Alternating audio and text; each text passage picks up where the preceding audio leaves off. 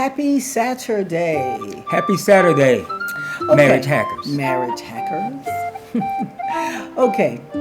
How do you know that your marriage needs counseling? It may sound strange, but it actually revolves around the way you fight. Are you willing to fight about and for things that matter? In the midst of a fight, do you fight fair?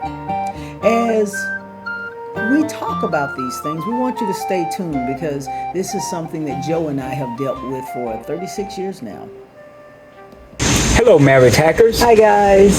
Miriam and I are excited to announce what, Miriam? That we will be starting gearing up for a 10-week session for individual couples or group sessions.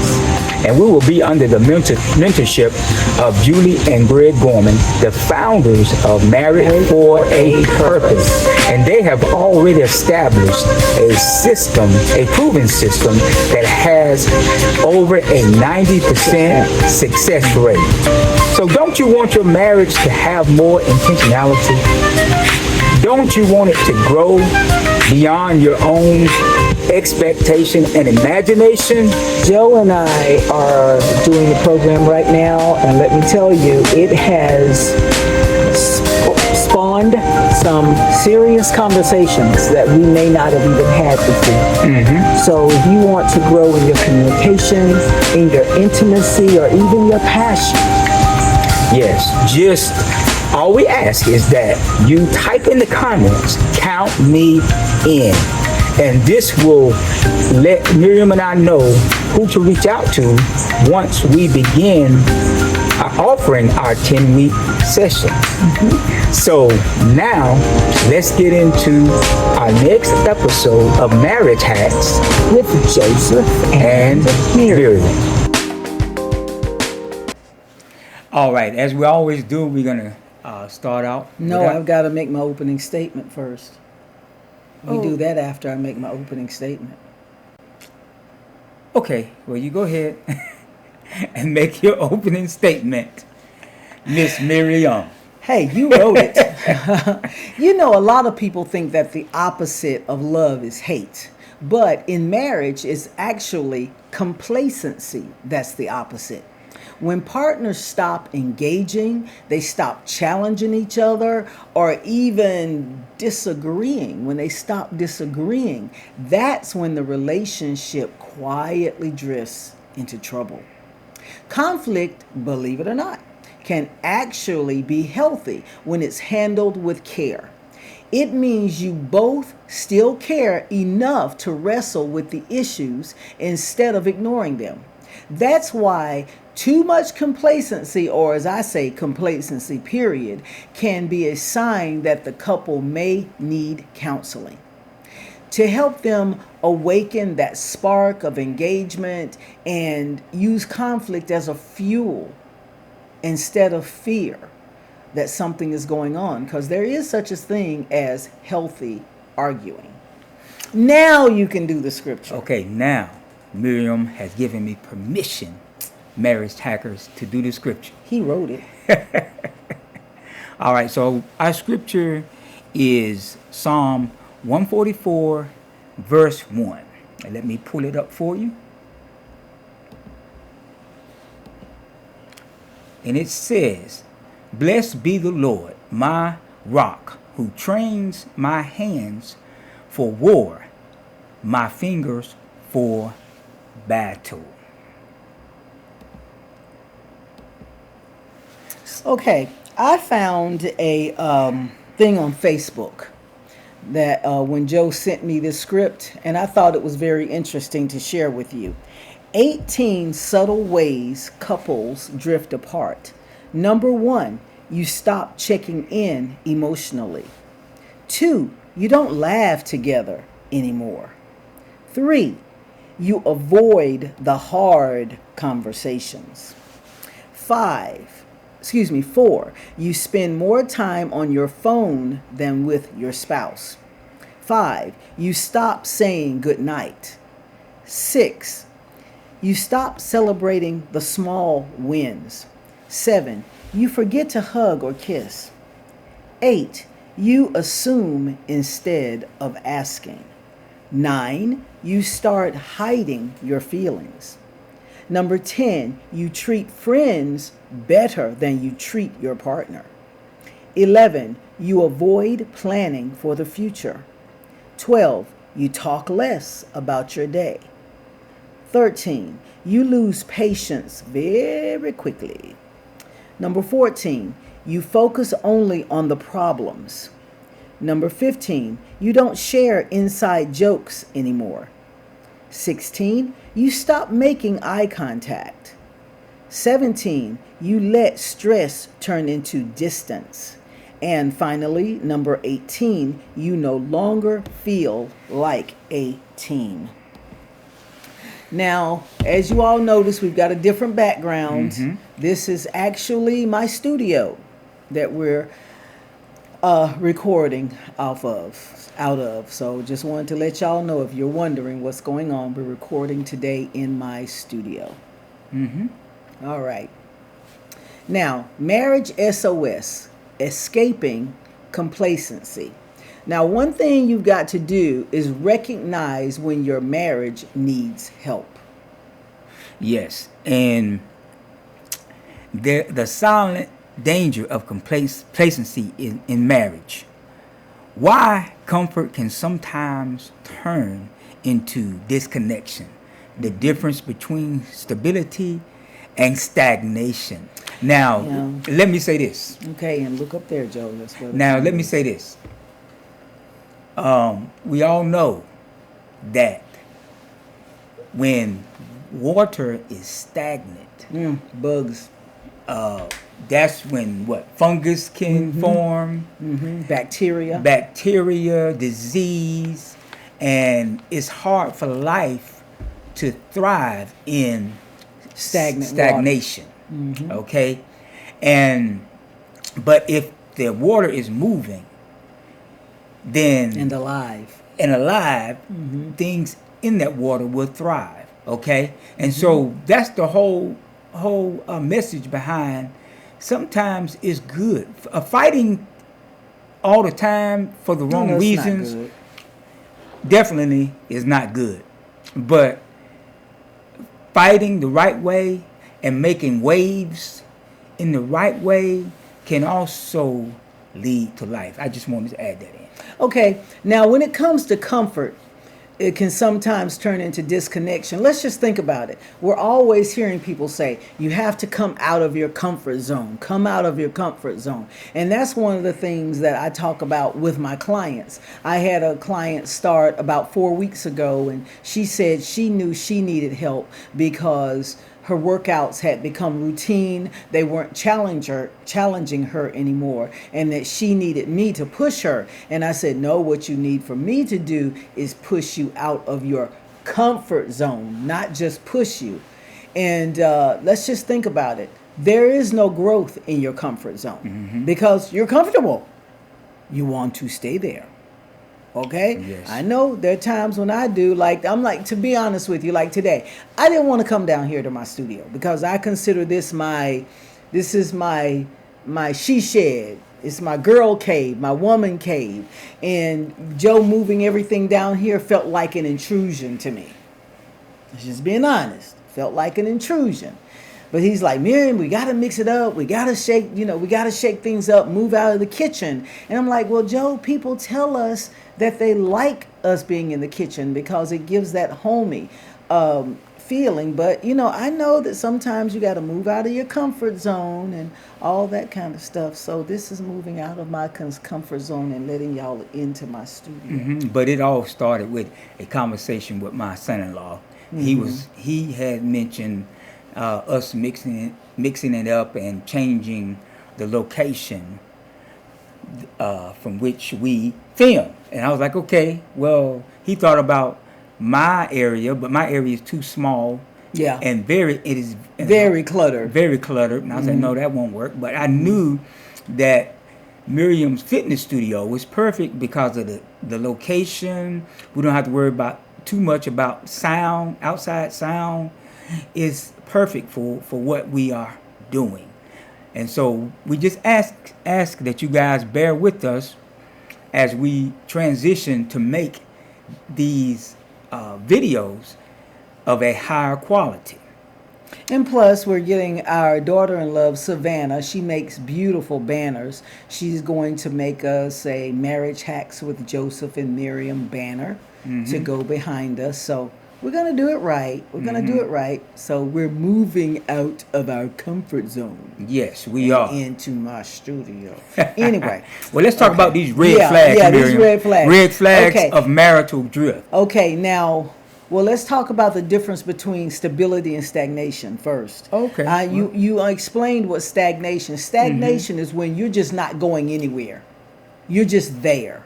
Yeah. You're just there. You're not going anywhere. There's no growth. And we all know that, unfortunately, let me turn my phone down. Unfortunately, that happens in marriage. It happens in our careers. It happens in every area of life. And that is unfortunate, but it's very true. But stability is different. Stability, like having financial stability and marital stability. You know that he's there for you and she's there for him. You know that you have a commitment, you have your vows, you have that. But in the process, if you grow, and I'm a firm believer in growing too used to each other. If you grow too used to each other, too used to everything being done the same way all the time, it becomes stagnant. And just think about it. Even, and I had this conversation with my son-in-law David this morning. Even with just how awesome our Savior, the Lord Jesus Christ, was, and all the miracles that He did while He walked this earth. People that were very familiar with Him, the people that He grew up in, the town that He grew up in, all that they could see was, oh, that's Mary's isn't son. this Joseph and Mary's son? So they couldn't really fully accept Him for who He really was. All they could think about was what they had in their mind as far as how He was as a child growing up in Mary and Joseph's house. Yeah. So yes, sometimes it's necessary to get out of your comfort zone, to get away from familiarity. How you say that? Did I say that right? In order for you to really thrive, in order for you to really be prosperous in whatever endeavor that you're trying to do. And I'm gonna give you another example. Some of you know that I'm a runner. I have and I lead this small group out of our church, Central Triad Church, called Kingdom Runners. And there's an individual who just started running with us again. And this individual, he's a really good runner. And he pushes me out of my comfort zone. I know that whenever this person shows up, Tim Pillick, he's going to want to race. That's him. He just likes to race. And so I said, okay, well, this guy, he's going to push me definitely out of my comfort zone. Every time he comes to the group run, he's going to want to race. And I know it's going to make me better eventually. But it's not a comfortable position to be in. And so I'm going to have to learn how to prosper and how to take advantage of the discomfort. I know what you mean, because there have been several things that have happened to me physically, and I'll go, God, why did this happen? Why did this happen? I'm taking care of myself. I'm doing this. I'm doing that. And then God will send me somebody. And He goes, that's why I let you go through that. And that once again takes me out of my comfort zone. And, we have told you many times, doing Marriage Hacks took us out of our comfort zone. It forced us to start doing things differently. Last month we talked about having a marriage statement. And I looked at Joe and I said, Joe, we don't even have a marriage statement. How can we tell them to get one? So we wrote one. So everything, when God takes us from glory to glory to glory, even in marriage, it's all about coming out of that comfort zone. Now, let's talk about the red flags of marital drift. And I went over those 18. So we're going to delve into some of those, not all of them, but some of those 18 more deeply. Lack of quality time together. Now, if you got to work, you have to work, plain and simply. You got to put food on the table, you got to pay your bills, but you also have to find some time to be together, do things together. Now, one thing that Joe and I normally do after we finish recording Marriage Hacks with Joseph and Miriam, we go get something to eat when we have the money. We just go out, we get something to eat, we fellowship. That's some of our time together.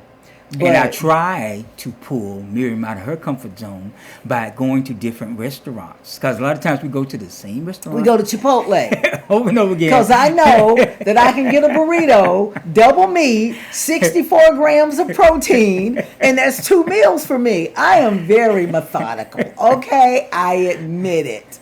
And plus, we don't have to leave a tip there. If we go to a restaurant, I'm like, baby, do we have enough money to leave a tip? Because I'm not leaving this person $1. Or if we can't tip properly, I'm not going. Right or wrong? Because a workman is worth his or her wage. And she or he needs to get a tip, a nice tip. I'm not talking $2 or $3. They need to get a nice tip because that's how they make their money. So Chipotle ain't got to tip nobody. Yeah, y'all, I'm cheap. Okay, but not spending as much time together. We've talked about how busy Joe's schedule is. Now, me, I'm at home most of the time because I work here. This studio, this is my place. This is where I have my people. So I don't have to leave home to go to work. Mm-hmm. But Joe has to leave home. Okay? Conversations become routine. Yes, that's a big one there. And I'm going to tell you, Miriam and I, we mentioned that we started journaling together and we started going through the material that we're going to be using in our 10-week sessions as certified marriage coaches. And I'm going to tell you, it has led to some conversations that ordinarily Miriam and I would not have had. Mm-hmm. And it's very uncomfortable, but I can tell that it is very advantageous to the growth of our relationship. Yeah, because even though we have not necessarily said, well, Miriam, I'm doing this way. It comes out of the conversation that you and I had because we did this module. It's instead of talking about it, it's putting it in action. Mm-hmm. And that's what you have to do. When your conversations start to become routine, there is a problem. Mm-hmm. Okay, fading physical and emotional intimacy. Now, I told you all about when the kids were growing up, after we had gone through foreclosure, we were building a business and all that. Joe and I had several years of fading physical and emotional intimacy because we were just surviving. Sometimes you're just in survival mode. Mm-hmm. But you have to find time to reel that back in and say, okay, mm-hmm. Like, we've talked about how I am very touchy-feely with children. But yesterday, Joe came. I was upstairs. He was coming downstairs. I intentionally came downstairs and gave him a hug because I know that kind of thing is important to him. Me, hey, how you doing, baby? I'm fine, baby. Good. Have a good day. And I'm good. But he needs that physical, that emotional connection, that physical touch. And so I have made it more of a point to do that more. Mm-hmm. So if you get to that point where you're not even trying, then that's an issue. Mm-hmm. Okay. Now, let's talk about why conflict can actually be healthy. Well, avoiding conflicts can be a sign of disengagement. Mm-hmm. Now, I know that the Bible says, if at all possible, live in peace or be in peace with mm-hmm. all men. But sometimes there are difficult conversations that has to be had.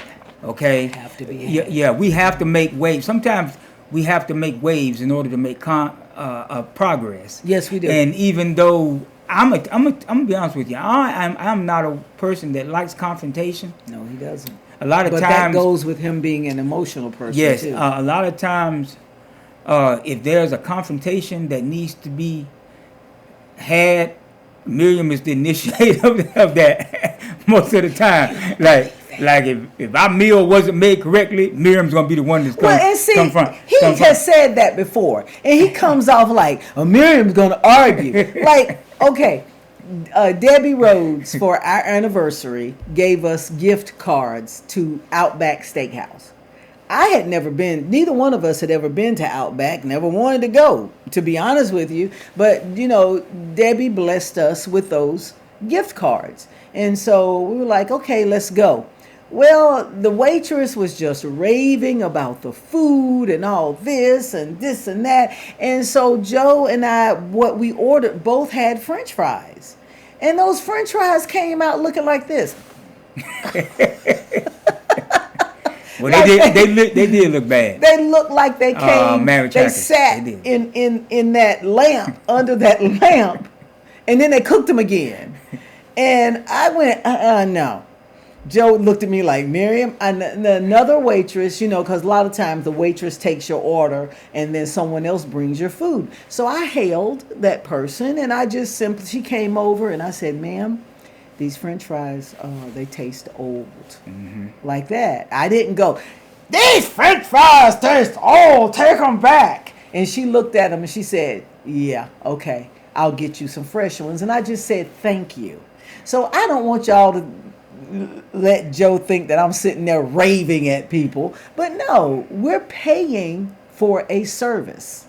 And when you're paying for a service, just like when a client comes to me and they're paying for a service, I want to do everything right. Yes. And when I go to a restaurant, I want my food right. But the thing is, when it's corrected, the first thing I say is, thank you very much. This is much better. Yeah. Okay, so stop making it sound like I'm an itch. I mean, she made a very good point when she said that we paid for a service. Mm-hmm. I mean, our marriages are very much on a much higher level because. But it's also serving each other. Yeah. But because it's based on a vow. Yeah. Vows that we made to each other. So if you're gonna fight for something that's worth fighting for. Yeah. It's worth it for you in order to make sure that you don't fall into complacency, the complacency of disengagement, because that would be a terrible life to live if all you are doing is existing with one another. Basically, you just have a roommate. Yeah. Because you're not even talking, you're not even engaging one another or challenging each other. Right. And so that's just that would be a terrible place to be in. And we have talked about how I have told y'all many times that I will avoid conversations with Joe because I know he's going to go off the deep end. He's gotten better. I'm not saying that he's all the way good, but he's gotten better. And when there's something that I need to talk about now that we've been doing these modules, there was a time when I would just pull back and I was like, oh, hell no. I'm not saying anything. He's not going off on me.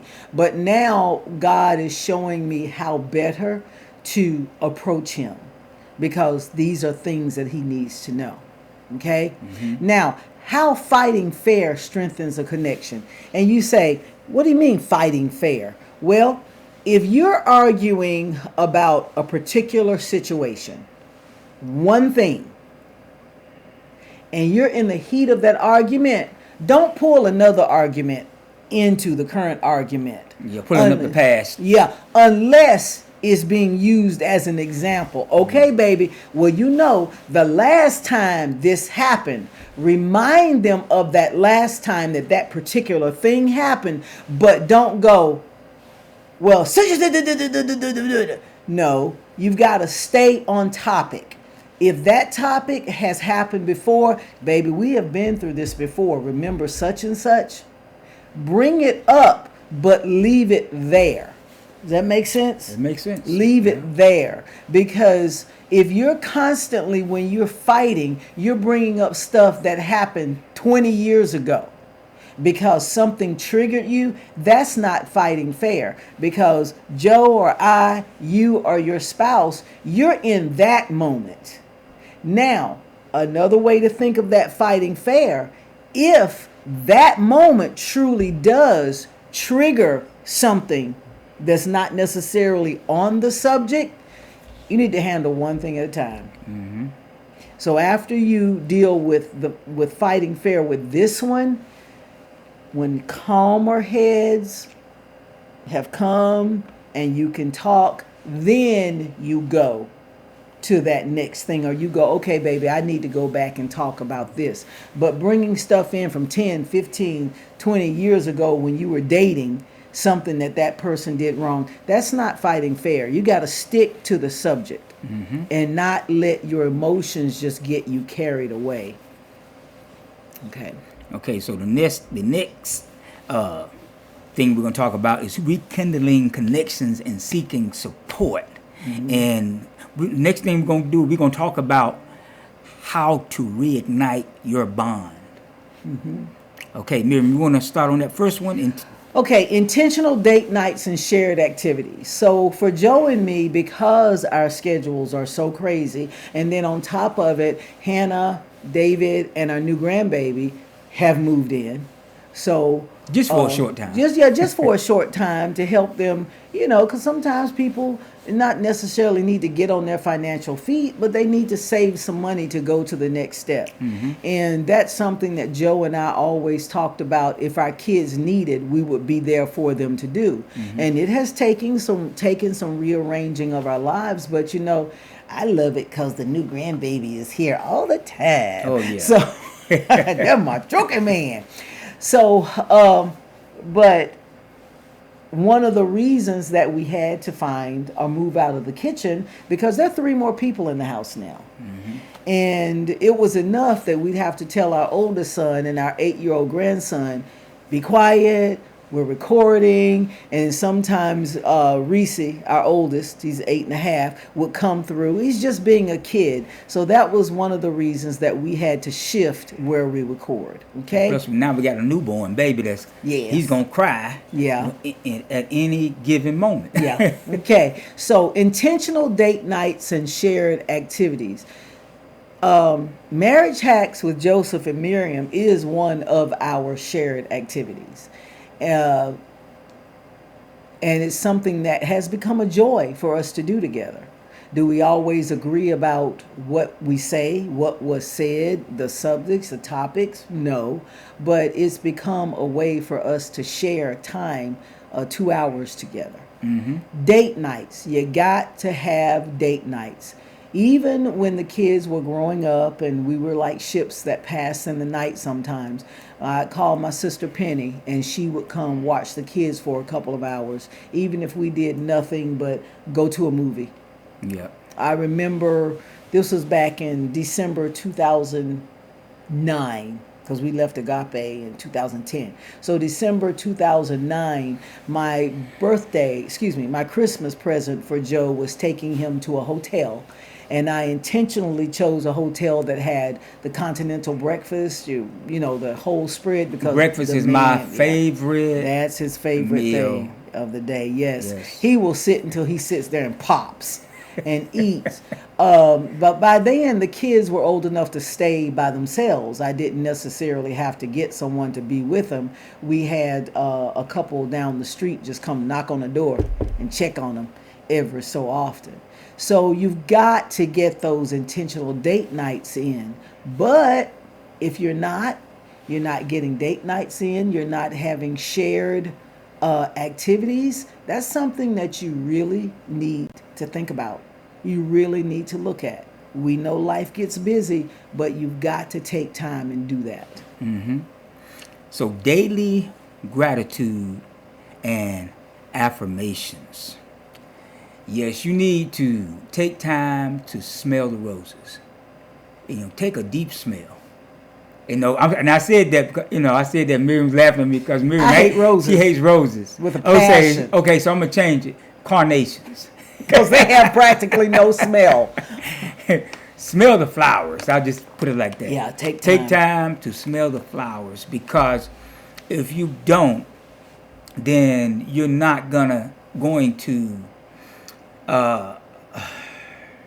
You're not going to appreciate what you have. Have the appreciation that you should have, because the enemy is going to always try to keep you in a state of discontentment. Yes. I don't have this. Yes. She doesn't do that. When we were doing our journaling the other week, Joe wrote down something like, "My meals are not prepared to perfection." I'm sitting there going, hell, I ain't never claimed to be a gourmet cook. You got grilled cheese sandwiches, bro. So he wrote down some of the things, and I read them, and I was like, I wanted to go, Negro, you have got to be kidding me. But then I didn't say that because the Holy Spirit said, that's something that's important to him. And I had to take a deep breath, and I went, okay, baby. But I tell you what, like on the weekdays, and I even told my coworkers, I said, on the weekdays, I don't get full course meals on the weekend. Every now and then, out of the blue, maybe. But I do know on Sundays. Yeah, we've talked about that. I'm gonna get a full course meal.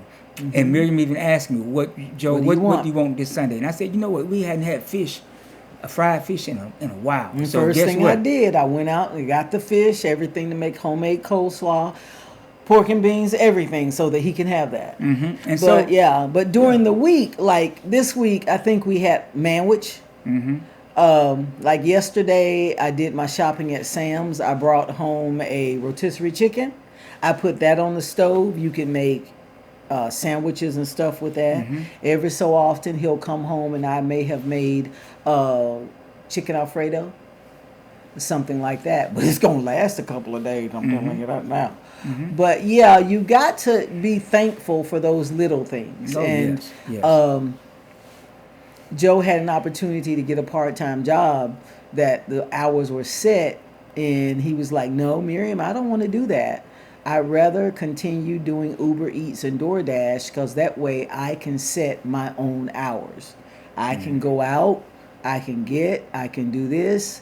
And like yesterday, I told him I wanted to go get my eyebrows done because I'm starting to look like Chewbacca. But he was like, well, I'll go out and I'll make enough for you to do that. And he had made, after I got, because I'm the type of person, I take care of home first.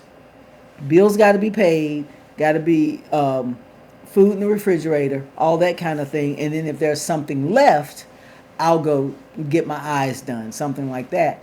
So I had come from Walmart, and he goes, because with Uber Eats especially, I don't know if DoorDash does it, but as soon as I swipe that card, he gets a notification.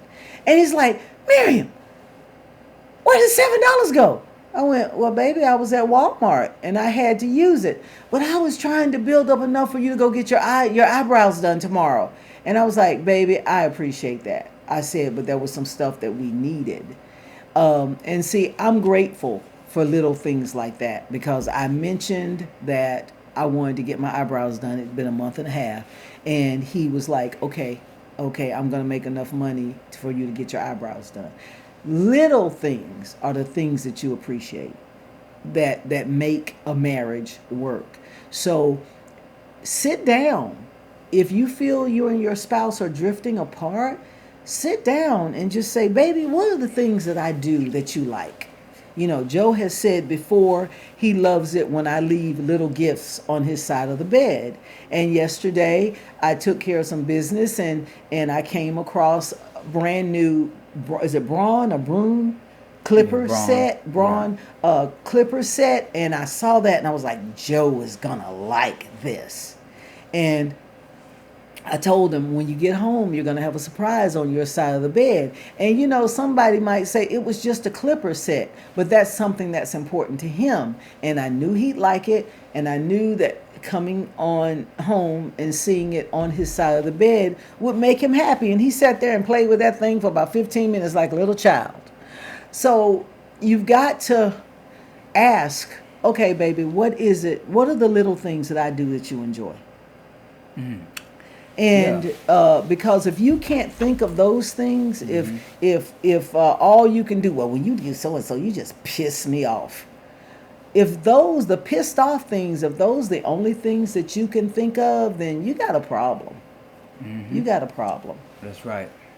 The next one is rediscovering old hobbies together. Or just discovering Yeah. hobbies together. Yes. Yeah. One thing that, and I mentioned this in another previous episode, that Miriam and I, we enjoyed going bowling every now and then. We used to go with a group of people though. We didn't usually go by ourselves. And I think that was something that when we were doing this little marriage group at the church, we all went out bowling It together. fell apart when COVID-19 hit in Yeah. 2020, but we had some good times. Yeah, we all went bowling together. I remember me, Miriam, Melissa Neal, Robert Neal. The Rhodes, Debbie and Chris Rhodes. Yeah. Monica and Brandon Bias, Yeah. Tanya and Jesse Grimm. Yeah. We even took dance classes together. It was Yeah. awesome. Yeah, and we had a good time bowling, and spending that time laughing and joking, playing together. That was good. Yeah. that was Yeah. really good. Yeah. So, but and one thing that everybody knows that I love walking. It's been a while since Joe and I have been able to go walking because of our schedules. If it had been a nice day instead of a rainy day when Joe got finished with everything he had to do, my plan was to say, okay, baby, can we go walking? That kind of thing. Yeah. Okay. Excuse me. When to consider marriage counseling. How a neutral perspective can break unhealthy patterns. That is true because the modules that Joe and I are doing with Married for a Purpose, it is asking the questions in a way that make us think out of the box. Now, counseling as a safe space for rebuilding intimacy, you got to make sure that the persons with whom you're counseling are a safe space. You can't just go with somebody that is just a mutual friend. You need someone that doesn't necessarily have any skin in the game. Yeah. Now, I'm not saying that you can't know the people that you're getting counseling with, but I know for me, I feel it's ultimately important that a couple counsels with a couple. Yes. Okay. I remember long ago, well, it's been 30 years. I think they've been married close to 30 years. I went to a particular family member and I literally took her in another room. She was in her wedding dress. And I said, when you and so run into issues, you need to find someone that's been through the fire and come out of it. You don't need to go to somebody, and when she hears this, she's going to know who I'm talking about. You don't need somebody that's been in and out, in and out, in and out. Every time you turn around, I'm leaving, she's leaving, this person's leaving, I'm mad at her. No, you need somebody that's been through the fire and has come through. And I'm not putting Joe and myself on a pedestal or saying this so that y'all will come to us to counseling, but we've been through the fire. Yeah. We have been through the death of a child. And some people say, well, the child wasn't here. No, our baby Mary was real. So we went through the death of a child. We've been through foreclosure. We've been through repossession. We've been through problems that are caused by family members. We've been through jealousy issues. We've been through all that. And at no time did we ever pack up. We chose to fight for our marriage. Yes. And it wasn't always easy. And there were times when I look back and I'm like, dang, how did we get through that? Especially with all the things I named. And, we've said this before. The worst was the family interference. Because you can get another car. You can get another house. You can get another this. You can get another that. But when you've got family constantly, that can literally tear you apart. Yeah. So find someone who has been through the fire and that has worked toward making it better. That it has to be a safe place so that you can turn conflict into a collaboration. Yeah. So All right. What's the next thing we on? investing in relationship wellness. This is actually our final topic. Okay. So treating marriage as a living, evolving partnership. Definitely. Yes. Because we're not the same people that we were 37 years ago when we met. Not by a long shot. It's like I've said before, God takes us from glory to glory to glory. And so with each trial, with each tribulation, you grow, or you should grow. You should grow and evolve into a better version of yourself and a better version of the marriage. And so and I've mentioned this before, the worst thing that you can do, and I've heard married people talk before, individuals talk before that are married, and they're not even talking about anything that's going to benefit their partnership. Because they're so single-minded, self-minded about what's best for them instead of what's best for the both of them. Yes. and the growth and the well-being or evolving of their partnership. And so this is a very big deal, because like the word says, how can two walk together unless they agree? Yes. If you got people walking two separate paths, and so one's here, one's there, and you're walking, but and there's never any agreement between the two of you, then your partnership is either you don't have a partnership, or the little partnership that you have is gonna eventually die. It's gonna die. Yeah. So you have to come together. And a lot of times coming together will involve difficult conversations. Yes.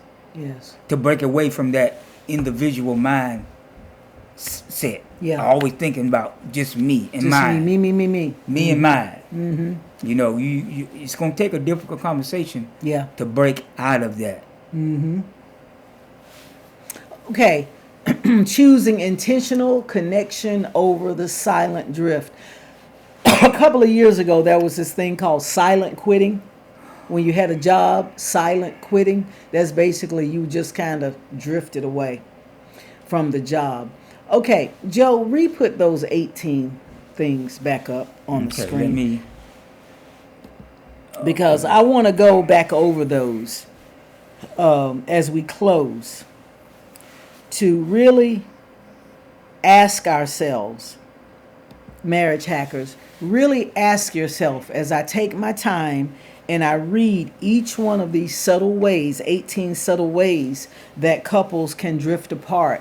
As I read them, if you have to write them down, rewind, as they say, go back, write them down. And in your quiet time with yourself, starting out, if you don't feel comfortable with your spouse at first, write them down and answer them for yourselves.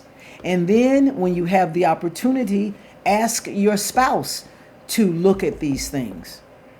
And then come together and talk about them. And you might think, most of the times you're like, well, let's just do it together. No, sometimes you need time to think. Because in those modules that Joe and I are doing, and we have to journal, I'll write, I have to think about this one. Okay? So, number 1, you stop checking in emotionally. Number 2, you don't laugh together anymore. Number 3, you avoid hard conversations. Number 4, you spend more time on your phone than with your partner or your spouse. Number 5, you stop saying goodnight. Number 6, you stop celebrating small wins. Number 7, you forget to hug or kiss. Number 8, you assume instead of asking. Number 9, you start hiding your feelings. Number 10, you treat friends better than you treat your partner. Number 11, you avoid planning for the future. Number 12, you talk less about your day. 13, you lose patience quickly. 14, you focus only on the problems. 15, you don't share inside jokes. 16, you stop making eye contact. 17, you let stress turn into distance. And number 18, you no longer feel or work as a team. I just felt like it was important to go back over those 18 to give you marriage hackers a starting place. As I said, whether you do them separately, individually, get into your prayer closet, or you come together and you do them together. That's your choice. But I just think it was important to go over those things, because if the answer to most of those is yes, we have a problem. Houston, we have a problem. Yeah, that's right. We definitely have a problem. All right, so we come to the end of this episode, and as always, if we've said anything that benefited you, like, share, and comment. And just like we mentioned in our promo video earlier, if you want to take advantage of our individual or group sessions, counseling or coaching sessions, just in the comment, just type in count me in. Okay? And that way we will reach out to you. And if you are if we're Facebook friends, and if you want to do it in a more intimate way or secretive way, it doesn't matter. I mean, you can inbox us, send us a message, Facebook Messenger. That's fine too. However you want to do it, however you want to contact us. What makes you feel comfortable? Yeah, what makes you feel comfortable? Because some people don't. I understand you don't want everybody to know your business, Yeah. And that doesn't count for you, because you tell all our business. Well, let us qualify also. Quantify. That just because you're saying count me in does not mean that you're having a problem with your marriage. A lot of the people just want your marriage to be stronger. Yeah. You may not even have an issue or recognize an issue right now with your marriage relationship, but everybody should want their marriage to be better. I don't care if you right now you consider yourself to have a great marriage relationship. It can always be better. Yeah, always. Okay? So until the next time, y'all. Have a blessed and prosperous day. Bye-bye.